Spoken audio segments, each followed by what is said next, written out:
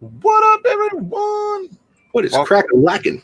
to another episode on the channel. Appreciate everyone coming hanging out with us. We got Gate City Picker in the house. What up, Paul?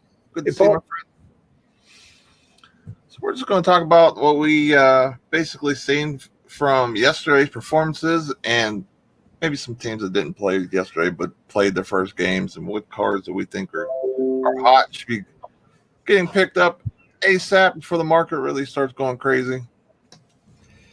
Absolutely, man. Like, there's been tons of guys getting big gains that I've seen. I mean, just in the past, I believe the Hawks only played one game thus far. Is this their second game coming up in like 5 minutes?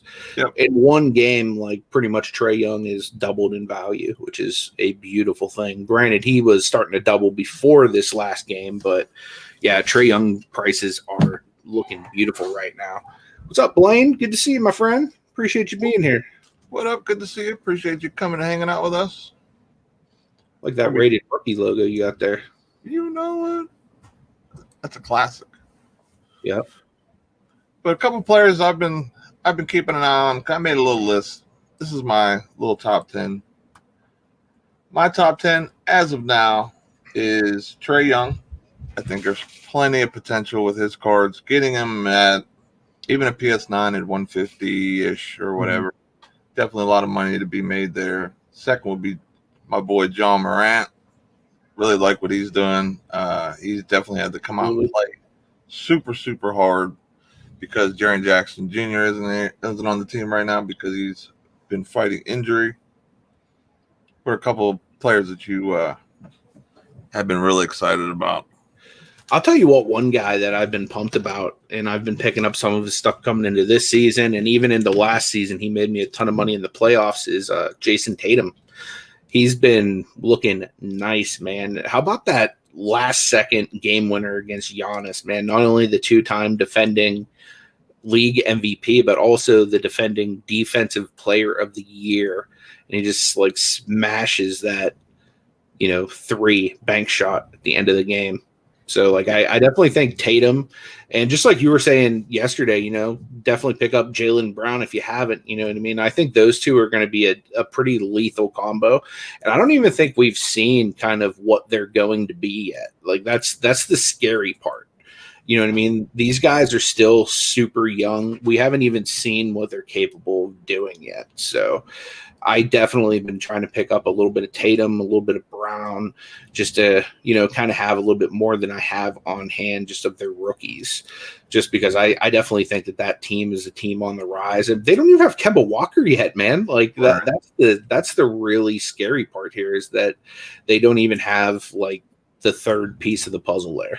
That's what almost makes me think, like, do they need Kemba Walker? You know what I mean? Is Kemba Walker maybe the person that possibly could maybe be holding them back in a way? Like, say if they would have had Gordon Hayward in there and no Kemba Walker last year, would that have made a difference? And maybe like a Jeff Teague type of player? I don't know, man. Hey, what's up? Merry Christmas over there, Frank. Appreciate you joining us, my friend. What up, Frank? Good to see you, my friend. Yeah, I mean, I don't know if Kemba's hurting them, but it was kind of the same thing even when they had Kyrie. It seemed like the team played as well, the best whenever it was like leaning heavily on, the combo of Jaylen Brown and Jason Tatum. You know what I mean? Even as opposed to like Kyrie Irving, who at the time was an established veteran in the league, like an all-star, superstar caliber player, but the team still performed the best when it kind of revolved around Tatum and Brown. We kind of talk about this with football, like running backs not getting enough snaps, not getting enough rhythm in the games and type of way. That's why I kind of feel like Tatum's growth or his aggressiveness on offense, which is one thing that last year I was a little disappointed in. Mm-hmm. You know what I mean? But he also had a lot of players that can put up points because, Kemba averaged 20 a game. Gordon Hayward was 20 a game, Jaylen Brown 20 a game, Tatum 20 a game, and then Tice would get whatever was left basically, and any other player that played the five. So that's why I was thinking maybe just a serviceable point guard is all they really need for Tatum and Jaylen Brown to really show their, what they can be. You know what I mean? Paul Gates City Picker says Wiseman has been solid for 2 games. I was kind of shocked at his range. He was shooting a 3 a couple times, like he'd kind of, I don't want to say lollygag back to on offense from defense, but he would be the trail man and he'd have a wide up 3 on top of the key, and he was doing good shooting that ball. So yeah, I've been kind of impressed with what I've seen with Wiseman, having played only a few games in college. It's basically, I'm going high school to pro in a way. I've seen a lot of guys draw like Karl Anthony Towns comparisons with his game, and like coming in, I thought he was more of Ayton-ish, just body type and everything like that. But I mean, he's definitely outperforming what I thought he would. Like now, granted, I thought he'd be pretty good. I thought he'd definitely be the best big man in obviously the draft, but he's definitely shown himself to be worthy of that number 2 pick. I just hope he doesn't become like a Whiteside.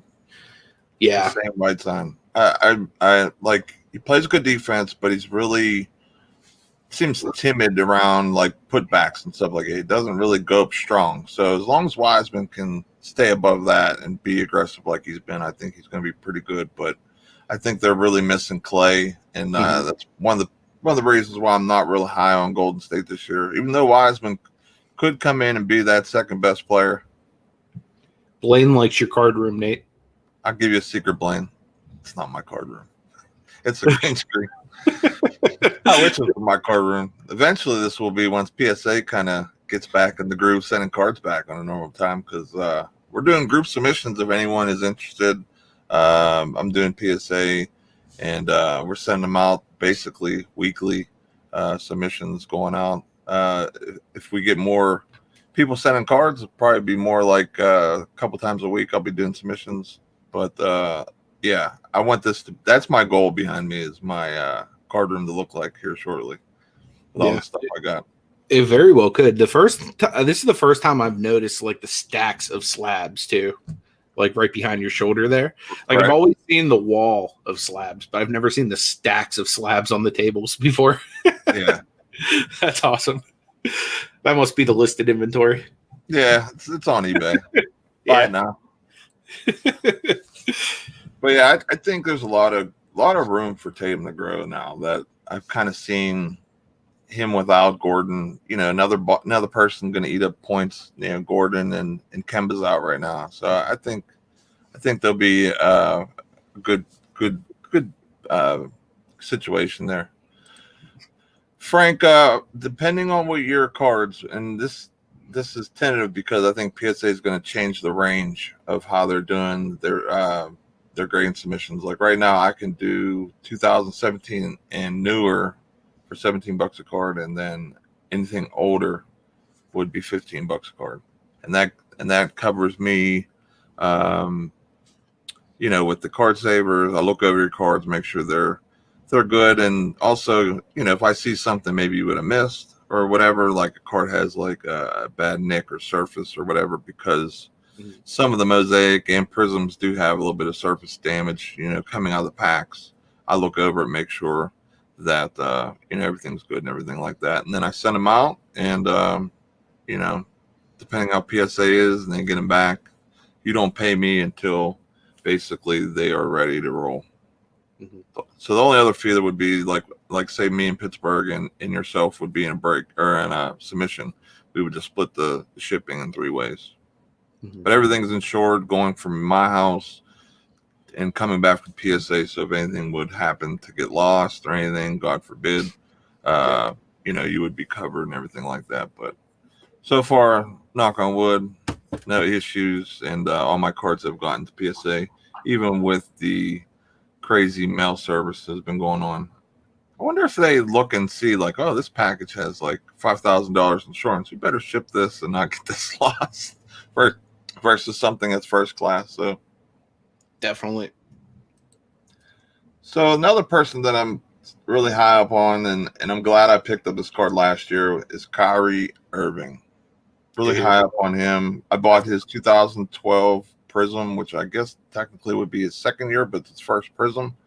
I bought that for PSA 9 for $100 last year, and it's in the $300 range or so far. So pretty pumped about that. What's up, Calvin? Good to see you. Jimmy in the house. What up? What up, Appreciate Jim? you coming and hanging out with us. I know you don't. Appreciate you, man. It's always good to see you, man. Hope your family had a good Christmas. Who else are you keeping an eye on over there for card prices? As far as cards, I'm always it's gonna sound like you're gonna be like, yeah, I knew you were gonna say this, but obviously I'm always tracking the Cavalier prices because, dude, the crazy thing is because you know how you'll go into auctions and stuff and be like, hey, anybody got Cavs? And then when they put up Cavs, you almost feel prone to buy the Cavs because you asked for them. So dude, I have stacks on stacks on stacks of Cavaliers, Steelers. So I track their prices pretty heavy because when it comes time to flip something, I always have tonnage of that stuff on hand. And I'm really only I'll collect the rainbow, but I'm not going to collect duplicates. You know what I mean? So I have been kind of, looking into some of my Sexton stuff right now, just seeing what, I might want to consider sending in to get graded to flip, what I want to just, consider flipping right now, the duplicate type stuff I have. I think Garden still has a good bit of a jump to go in price. I definitely think that the gap between him and Sexton can and probably will close at some point. You know what I mean? As far as what their card values are and stuff like that. So I'm definitely, looking into kind of what of my duplicate, young Cavs I can either pull for grading or what I can pull for, going up on eBay because, being able to cash in, like I was saying, $150 for a Colin Sexton, gem at 10, that's nothing to sneeze at. Right. You know what I mean? And you can still get a lot of his stuff raw, pretty cheap. So as long as you have a good eye, there's definitely some money to be made on some of these younger guys that a lot of people aren't buying up right now because they might not watch, smaller market teams like the Cavaliers or, we talked about the Pistons, Seku's still one of those guys from this last year's rookie class that I've been high on, and I definitely, am looking forward to, his stuff taking a little bit more of a jump and him getting a little bit more minutes this year as well. Right. We got D in the house. She said hello. Just came by to say hello. Appreciate you coming and hanging out with us. Cajun, of course, loves those Pelicans down in New Orleans. I was loving seeing him go off for 32 points yesterday. He's one person I was super scared about collecting after the bubble last year. I'm like, man, did I just drop 1,200 or 2,000 on a bunch of cards of his, and now they're going to be worth half the price next year, and they really trampolined into double kind of. Well, actually, they're probably back up to where they were last year, and if not higher. The PSAs are getting a little more love than last year. Yep. And so I'm definitely glad he's up there killing it. There's one thing I got to say though about Zion yesterday.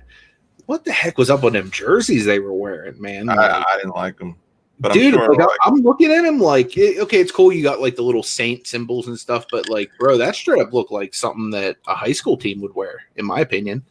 You know what I mean? I thought teams like the Nets, they really did it up nice, but man, I felt like the Pellies dropped the ball at them unis. Yeah, I wasn't a big fan of those, that's for sure. Simply Dane in the house. What up? Appreciate Kelvin you coming out. Been looking for some BI rookies. Yeah, he's definitely, dude, man. I call him Baby Durant, man. I love BI. But here's a fun fact. There will be one available in our sports card auction this Sunday at 4 p.m. Eastern Standard Time. There will definitely be a graded Brandon Ingram rookie available and possibly some raw ones too. If I can find. Caden said Kamara went off last night for fantasy. Yeah, that's going to be an uphill climb for me for next week. Fantasy going against Art Vandelay. So, dude, the funny part about that Kamara thing was I knew that Art Vandelay had Kamara, so I purposely didn't check my fantasy score the entire day, and then I realized the team he had Kamara was the one playing Nate. So I was like, okay, thank God. Paul said he didn't like the Laker jerseys. I liked those Laker jerseys yesterday. Yeah, I thought they were cool. I like the light blue. I had the Kobe. Is it Kobe? Yeah, I think I have the Kobe, but it's all blue. But it's similar to that style. It was a throwback. Speaking of blue, what did you think of the unis that the Bucks were rocking yesterday? They weren't bad. Radiant. They weren't bad, but I think they're better off when they're green. You know what I mean? Yeah, for sure. What's up, Warcraft? Good to see you, man. Appreciate you being in here. What up? Warcraft has a auction later on tonight. I'm about to check it out. I'm pretty sure it's 11 p.m. Eastern. He does it every week, so it's like normally like Nate's bedtime. Then Warcraft comes on, so I get to go spend the evening buying up some good cards with him. Yeah, so. sadly, I work at 5 a.m. on Sundays, which I'm not looking forward to going in tomorrow morning. But it's going to be a light day, so hopefully I'll be in and out. The one player that I'm high on, of course, Brandon Ingram. Like Kelvin said, I got tons of his stuff for really cheap last year. I got some. Actually, I have 2 mosaics, prisms, so I might even get rid of one of those eventually. Of Ingram, his rookie ones. Yeah, and I just picked up a Joker auto from last year's a Revolution for $30, and I think they're going to have a strong team. I think they're going to have a strong team like last year. Third Beast, what up? What up, Chris? Good to see you, man. How's those Raptors doing, man? Yeah, literally same thing. They lost to Atlanta, right? First game, I think. What's up, Leroy? Good to see you, my friend. Dude, we need to do better, man. I don't know if you saw, I think it was like Christmas Eve. I put out a video, and I was like, Christmas came early for the Cleveland Cavs, and I like ended the video with like what really happened to the Pittsburgh Steelers, and like I doctored it up to where I cut out pictures of video from Space Jam, and I like made this like collaboration where the Monstars were still in Big Ben's talent and stuff. It's pretty cool. If you haven't had a chance, go check that out. Probably the person I'm always going to be super high on, but made my list because possibly, depending on how things go this year, Luka's prices could go higher, I think, depending on his year. If he can go MVP type Luka, which honestly, like he was up in the running for the most improved, but wasn't in the MVP conversation, or at least didn't get as many votes as I guess he did. I would think he would deserve last year, but with him not having Porzingis with him for the first few months, or at least the first month, I would probably say, because I think they said sometime in January they're going to bring him back and let him start playing and stuff like that. That he's going to have to shoulder a lot of the weight of the scoring and stuff. And of course, he's always good passing the ball and everything like that as well. So there's a lot up on his shoulder, that's for sure. Oh yeah, Leroy, Pittsburgh dad is awesome, man. Like he is so funny, man. And especially if you're from Pittsburgh and you know a lot of like the inside stuff, that dude is awesome. It kind of reminds me of my dad, but in a way, it's almost like he acts like my dad's dad in a way too. So it's pretty crazy how he can turn that on and be like that. So, what's up, Hunter? Good to see you, man. Appreciate you coming here.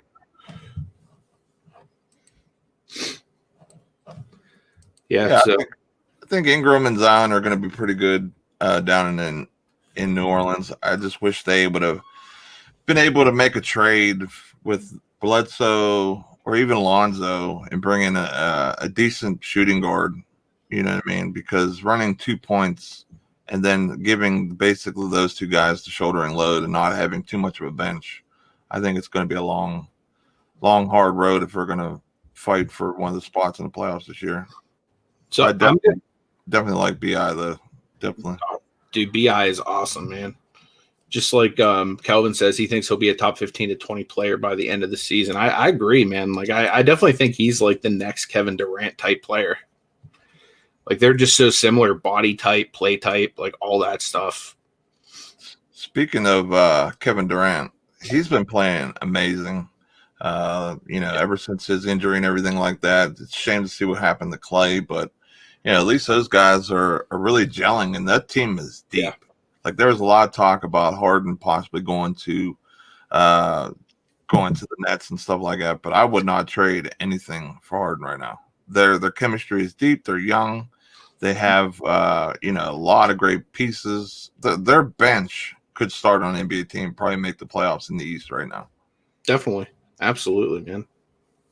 JJ Reddick, man, I think he was trying to play on the same level as Duncan Robinson, just wasn't having as much luck because he was out there gunning too. And I was looking at the box score of the game and stuff like that, and I think he had like 6 points, but was like 1 for 7 shooting. So it was a tough night for him. But if he can get back on track, he would be in good shape.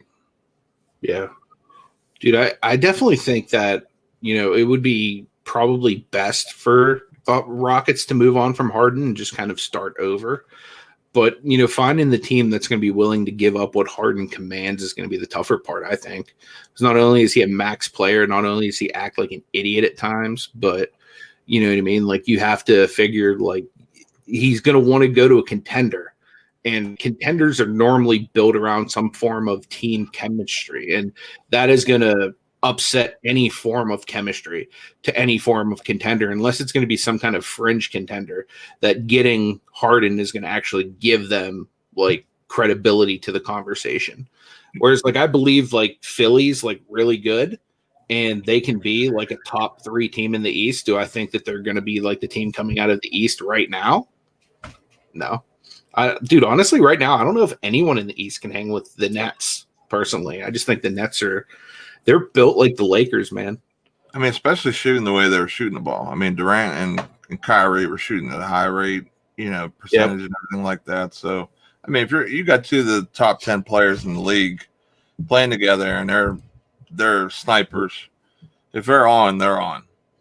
You just got to hold on and hope you can keep up with them for the most part. You know what I mean? So. But yeah, I definitely agree.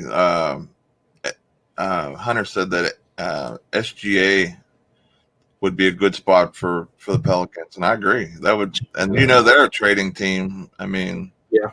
The one place I think Harden would probably wouldn't want to go there, but I think would be a good fit, maybe year 2, like next year for him. Mm-hmm. Like say he goes to his team and plays, and then the following year, I think the Knicks. Yeah. You put him with RJ Toppin. You got Michael Robinson, which I think he's on last year of his deal, but a solid defensive player, guy, go rebound, put up a couple points. Yeah, I really think I'd be a good fit. They would need a point guard, Frank Nalakita. I'm not really a fan of. You're not a believer in Frank Ntilikina? No, I mean defensively he's okay. He's kind of built like Horton Tucker with big wingspan. So defensively he's pretty decent, but just overall, you know what I mean. Like I just think they would need an upgrade there. But if you put Harden in that type of lineup or with those type of scores, hopefully RJ is I would say defends a little bit better year 2. I think they would have a pretty good team. Mm-hmm. What up, Glenn? Good to see you. Appreciate you coming. Good to see you, man. Yeah, I hear you there, Cajun. He said he wants to see the Pels use Kara Lewis as well. Yeah, it's their first round pick this year. That's why I was so confused with their draft. Like they got, I think they got George Hill, Bledsoe, unless they traded George Hill because maybe he went to OKC. Maybe I read that trade wrong. But I mean, they have so many point guards on the roster. Then they pick up a point guard. So are they for sure wanting to keep Lonzo, or is he just going to go and Bledsoe they're just going to trade or keep him as their second point guard? So that's part of the reason why I was like really confused of what they got going on right now. Dane is asking about PSA and Beckett turnaround times. As of right now, no, they're not caught up. Don't know when or if they will get caught up. Right now, all of the companies are behind. Like even GMA is behind. Like they have a disclaimer on their website, saying that their 21-day or 25-day turnaround time could be pushed to 45. So, oh wow, yeah. So they must be getting bogged down just because everybody's trying to get that first to the market. Yeah, yeah. Beckett is like sloths. Cajun says, yeah. Have you been going to Beckett occasionally? I've been thinking about sending some autos I have there, but I'm almost tempted to just do the double PSA grade on them.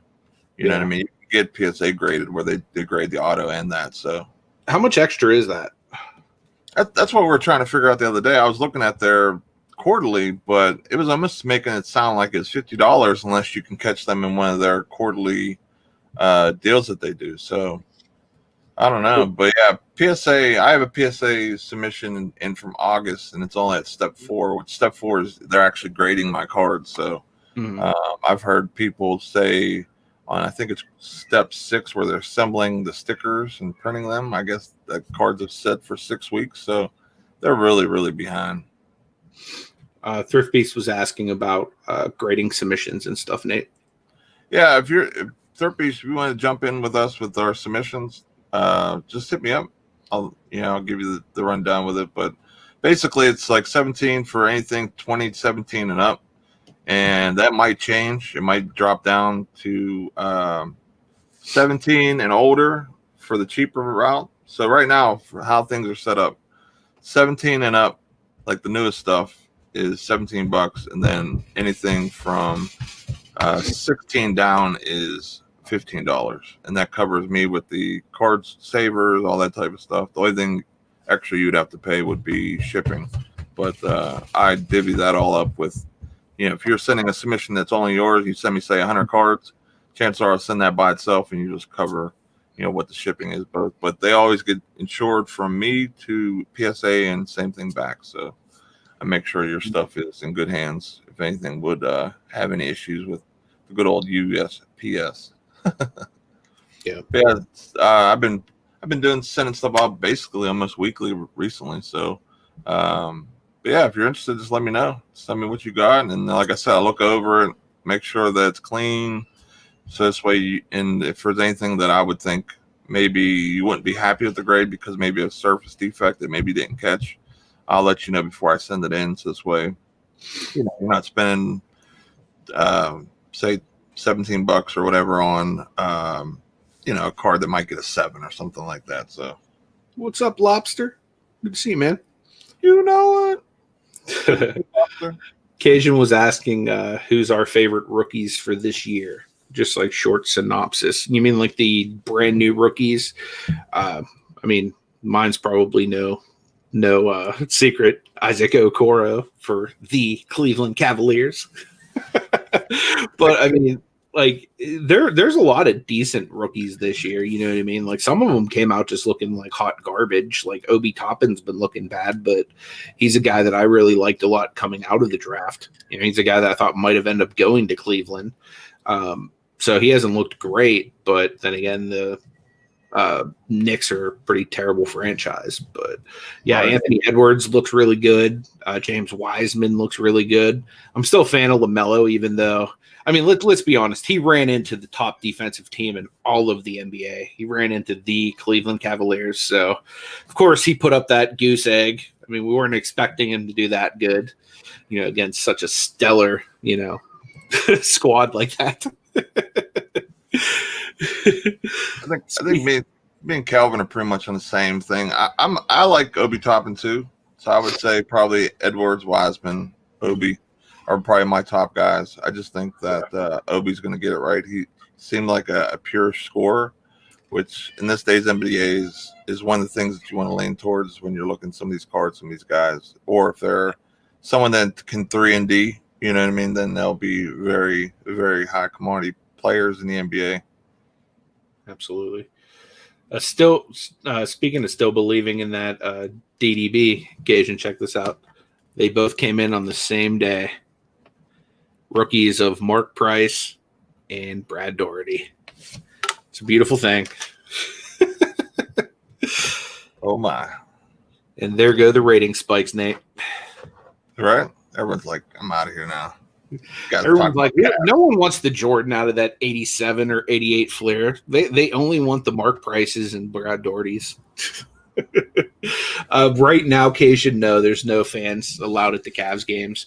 They are like selling like game passes, but like they're to future games. They're not actually for like right now. So I have a 5-game pass for 5 games at some point, whenever they're allowed to have fans, but I'm not entirely sure when it's going to be, if this year at all. Hopefully it will be, but I don't know. Yeah, I mean, there's a lot of hope and dreams this year, so hopefully 2021 is not the same as 2020. That is my hope. I was going to go to the home opener versus the Hornets that just happened the other day, but since they weren't letting fans in, I couldn't. Like that was like one of the games I really wanted to go to because I'm a fan of the Ball brothers. I wanted to go see LaMelo's first game. LaMelo's another guy I like, but I just think he's not in a great fit right now with what team comp they have right now. Because like to get LaMelo on the floor, you almost have to play him at the 3, but then that leaves out Gordon Hayward, or you put LaMelo at the 1, but that takes out Graham. So it's just a really weird situation there. So like, where say like, for example, like Wiseman, he gets picked. Of course, that's a pick of need and a great fit, and he's going to be able to be a starter day one. I wish LaMelo could basically be that guy, but because of the other guys around him, it makes it hard. You know what I mean? So, but yeah, Devontae had a great game. He had 10 assists the other day and playing good. I couldn't believe Rozier had 42 points or 40 points in that opener. So he had something to say about Michael Jordan picking LaMelo Ball with the point guard position, and he makes all that money right now too. So they don't call him Scary Terry for nothing, Right? He came out the woodwork and just put up 40. Yep. I think that was the second highest point scoring so far for the league. I think for this year. I think Ja had the highest, and then it was Rozier second, and then Trae Young third. So definitely an awesome. He's in good company. It's funny too. It's all point guards. Yeah, it is kind of weird, huh? Well, I mean, this day in NBA, like even with your Cavs, you see teams kind of go to like almost like a 2 shooting guard look, or if you're the Pelicans, you go 2 point guard, which I've never seen that happen before. But I mean, the Cavs do that with Garland and Sexton. Yeah, they're like good. They're good combo guards. You know what I mean? So it kind of can fit. You know what I mean? Like you're getting a lot of these players that can do both things really good. Question is, can they defend though? That is the main question.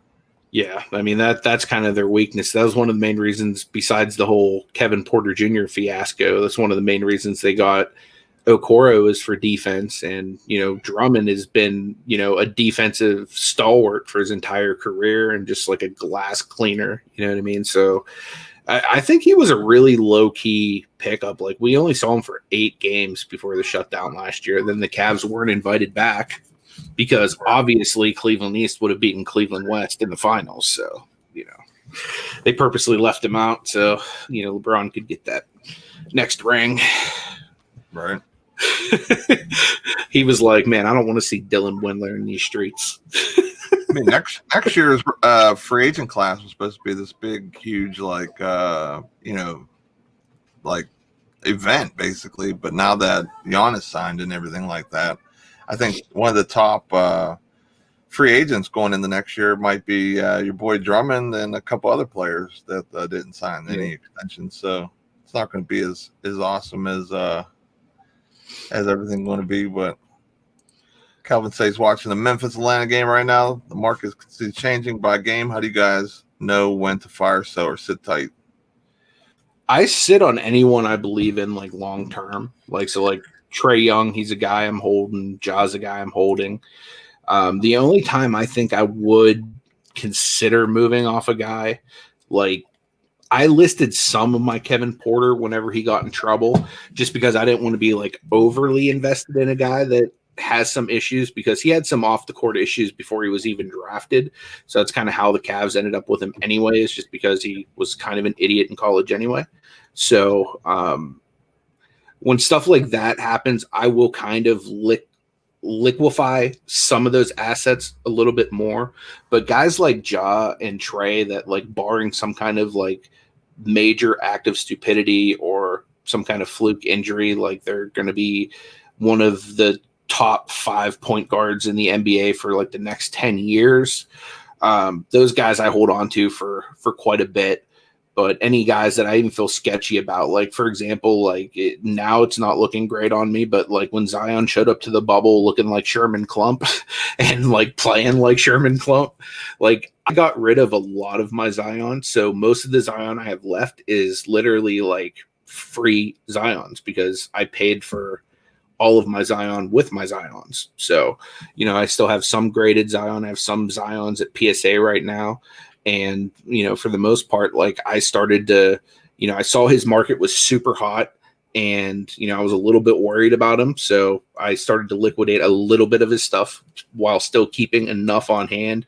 If something does go crazy and I want to cash out some and still hold some, I can. Like, I'll probably never fully get out of Zion unless, like, obviously I just see his career going in the way of like a Greg Oden or something like that. But those are kind of the way I go about it. I just kind of feel out guys, and if I think that they're in for like a pretty big slump, like Zion, I bought up more Zions after the season ended, like because that's what I'll do is I'll in the off season buy up as much players as I can while their values are 30 to 40% under kind of where they should be. And then going into the next season, I'll just kind of be stockpiling kind of like a squirrel with nuts over the winter, and then by the time the season comes around, I'm ready to start selling again on a lot of these guys. It's not like some kind of a long-term hold. I know Nate does it differently than me, but that's kind of what I do in a nutshell is I kind of just feel it out. And then there's some guys that like, unless something crazy happens, I'm just not selling them.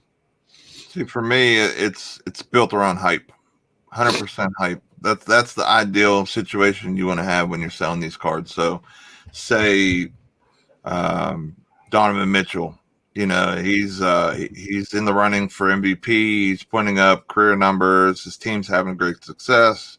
They're rolling going into the playoffs. Once the playoffs get to a certain point where I feel like they're really probably towards the top of how far they're going to go. If I really don't believe in that guy long term, and I think that this is his height of his career, possibly, then I'll drop a card. Or sometimes I'll do, for example, say for example, I have a optic of Cameron Johnson. This is just a quick example. Say I want to upgrade to his Prism because everyone knows Prism will get the highest dollar, highest price.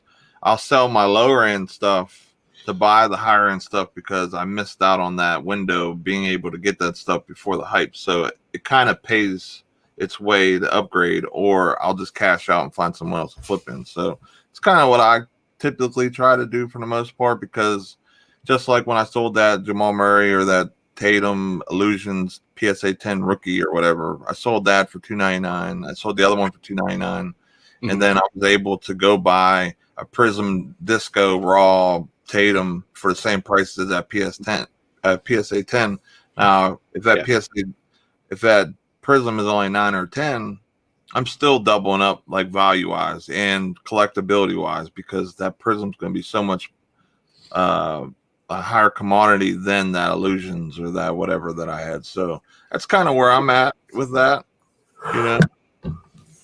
Occasion's asking about Michael Porter Jr. I like MPJ. I don't have a whole lot of his stuff just because I missed the initial like wave of him coming in. And the main reason was like his back and his playing minutes were a big concern for me. Just as somebody who was an athlete who dealt with like a back injury, like I know how debilitating it can be. So I just wanted to kind of see him come in and like show some like meaningful minutes and stuff. So I missed out on like his initial surge of like cheapness, but I do have some of his stuff. I have like a Gem Mint 10 of his, like Donruss. I don't have any of his Prism or anything like that in stock right now, but he's a guy that I like. I believe in him long term. Do I think he's going to be what he can be? I mean, a lot of that's just going to deal with the long term health of his back, and if he can keep it healthy, my opinion.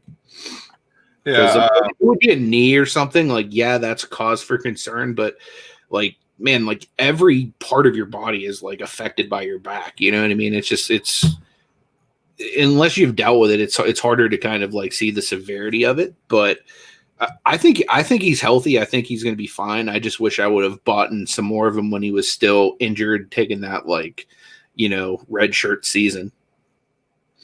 So I think that was really the best time to get him. I bought a lot of Michael Porter Jr. last year, right before the big, huge games in the bubble, before the playoffs. I literally, like, as the cards were, like, after I bought them, an hour or two later, he had that huge game, and, like, I was worried the guy wasn't going to send me the cards. That's how much, like, the prices went up. And I bought some Red Laser, Donruss, and Optic, and Donruss, and I mean everything under the moon, basically, for like $10, $15 at the most. So I made so much money. All those cards are in my first PSA submission I sent in August. So those will be coming in soon because they're at step 4, so they can't be too bad. Kelvin makes a good point on MPJ too, and that's like one of the main reasons I don't have his like Prism and his Select and Optic stuff right now is just because as long as he's there, I mean, he's the third option behind Murray and Joker. You know what I mean? So getting those meaningful minutes, like, is he going to be able to do that with this team? I don't like Michael Porter Jr. starting right now for the. I mean, like, as far as like. There's a difference between like the kind of minutes that like meaningful minutes that Kevin Love like say logged as a Timberwolf compared to like when he became like kind of like the third option for the Cavs, you know what I mean? Like, or even like Chris Bosh, you know, when he was playing for the Raptors before he went to the Heat and kind of became like that third option. So that's kind of like one of my concerns with MPJ. Like, can he at least ascend to above Jokic or Murray in that pecking order? Which I don't know. I don't know if he can. I think it will take a little off of Murray. I think what end up doing throughout the course of the season, as you've seen yesterday's game, he didn't play super particularly well. Murray had 23 points, shot a little less than 50 from 3 and from the field. Porter went 23 minutes, which that's about the same except for Jokic and Murray. He only had 10 points, so it wasn't a great game for him. But I mean, he is playing against the Claw, and you hear my screaming upstairs. Don't worry, it's normal. But Cajun says we all know Millsap is the number one Nugget. You know, Millsap, like, honestly, like, watching him play, he's another one of those guys like that. If you don't watch him play, like, he's very underrated for what he does, in my opinion. Like, so, like, actually watching what this guy does for his team and like willingly just like, yeah, I'm cool. I'll be the fourth option. I don't care. You know what I mean? I'll clean up and just kind of play whatever role I need to. Like, he's like one of those guys that I think is a big part of why they're as successful as they are. Granted, they could be without him too, but I definitely, you know, he's one of those guys that I definitely think plays a really nice role for them. I think as long as Michael Porter Jr. can play like he kind of can play last night defensively, because he did play pretty decent. He had a couple rebounds, couple steals, no blocks, but you know he played pretty consistently on defense. I think for the most part for that game that I remember. I think I pretty much watched the whole game yesterday, and you know it's going to be a filling out process for a lot of these different teams. You know, moving forward. You know, I mean. Millsap is heavy veteran, needs a chip. Yeah, I think so too, man. He played his heart out in the bubble during the playoff run, and then that was one of the reasons why they were able to extend and beat the Clippers, because of that one quarter he had. He just came out and said, "Listen, we ain't losing." That makes sense, Cajun. Yeah, I think the Nuggets are a force to be reckoned with. You know, with the West, I think. With some of the teams kind of dropping a little bit, maybe more than expected, maybe for just the start of the season. Yeah, depending on how they respond and can kind of push forward, I think they'll be okay. I think they'll be probably finish in the top 5 in the West. Yeah, that makes sense. Yeah, I definitely think they're still an underrated team. One guy who I definitely want to see do something completely nuts this year that I haven't seen a whole lot from yet, but then again, I haven't watched any of their games yet, is Donovan Mitchell. Like, have you seen anything going on with the Jazz yet this year? I haven't watched them play, but let me see if I can pull up the box score real quick just to see what. So that's one thing I kind of want to see him build on is his bubble. You know what I mean? Like, can he come in and sustain just some kind of momentum from the bubble? Because I think that'll be huge for his prices if he's able to sustain kind of what he was doing. He played really solid. He had 20 points, 5 assists, 3 rebounds, 1 steal. Pretty efficient. Pretty efficient, I guess. A little under 50, 40 from 3.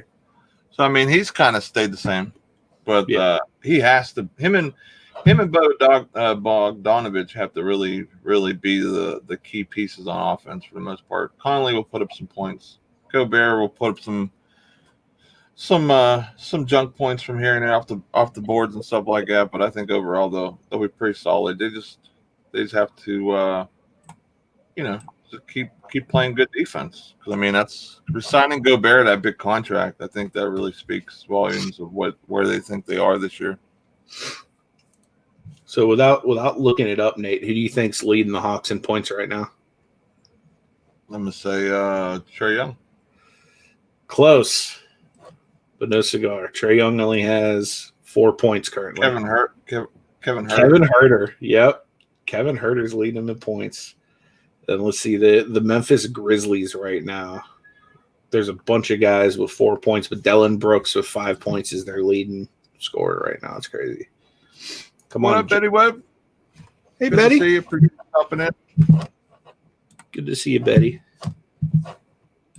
I would say right now Dame is probably definitely one of the top pure scorers. I mean, he could shoot from anywhere on the floor. You know what I mean? Mm-hmm. And they brought a lot of the same pieces back and got some depth, spots in the draft and stuff. So it'd be interesting to see what they do too. The West is loaded, man. I mean, yeah. Takes a team to have a bad slide. Next, they could be top 4. The next, fight for a playoff spot. I think that's how it's going to be. Now, this might be kind of pulling hairs here, Nate. But in your opinion, who do you think is going to have the better career, Trae Young or Ja Morant? I mean, we could be talking like the next Curry, versus the next Irving, for all we know. But who do you think has the better trajectory? I don't know, man. It's Fox. It's kind of a toss up. Fox Bama, what up? Appreciate you coming in, hanging out. It's really a toss up, man, because they play kind of, Ja's a slasher, and Trae's a shooter, so their game's a little bit different. I mean, Ja can definitely shoot, but not like Trae, but I think that's where the other pieces have to come into play. You know what I mean? Definitely. Because they're both point guards. So, I mean, they could score, but they need other pieces to be able to consistently get their shot off instead of having to see double coverage like Dame's seen in the playoffs, versus the Lakers. They're basically running him off the ball, just trapping him and leaving one of the other guys open because, they just won the ball out of his hands because, so that's kind of where I'm at with kind of both of them, really. They both need that second scorer, that second option to take some of the pressure off. So right now for Ja, he's by himself for the most part. You know what I mean? So yeah. But we just wanted to jump on, say what's up, talk some cards. Definitely appreciate everyone coming and hanging out with us today. Tomorrow we're going to be having our auction at 4 p.m. on Picksburgh channel. His link is in the description. I'll try and drop that real quick. This way that you got it. But 4 o'clock, we're going to be having slabs, regular cards, unopened product. I mean, you kind of name it, we got it.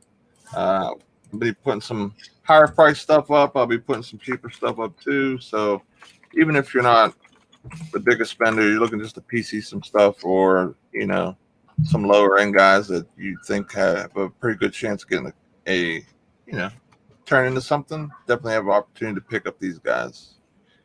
Definitely. So 4 p.m. Eastern Standard Time, guys. If you could help us spread the word, we're going to have some really good deals. The prices are going to definitely be cheaper than eBay because first and foremost, we're collectors and we like to make sure that we take care of one another. And again, if you guys are interested in any kind of group submissions or anything, definitely get into our Facebook group. I'll drop a link for that for you guys as well. You can also go ahead and share any cards that you have that might be for sale there, or any kind of card-related content. Just a new Facebook group that we've started just for cards. We still have our Econ Beyond group as well. I know a lot of you guys are probably members of that. But for anyone that's not a member of the new group that's just for cards, there's a link for that as well. Yeah, you can pick up cards, you can sell cards, you can ask questions, you can talk about submissions, you can do anything you want. We're all there available to help you guys, and we appreciate you. So A lot of people trade in there too. I've already made several trades in that group too, which is kind of cool. yeah, I've been keeping my eye on a couple different things that popped in. So I haven't played any triggers yet, but I definitely will be sooner or later. That's for sure. Nice. All right, guys, we're gonna cut it off here. Go check out the Atlanta Okay. Hawks and John Morant, and we will see you guys later. Alrighty, guys.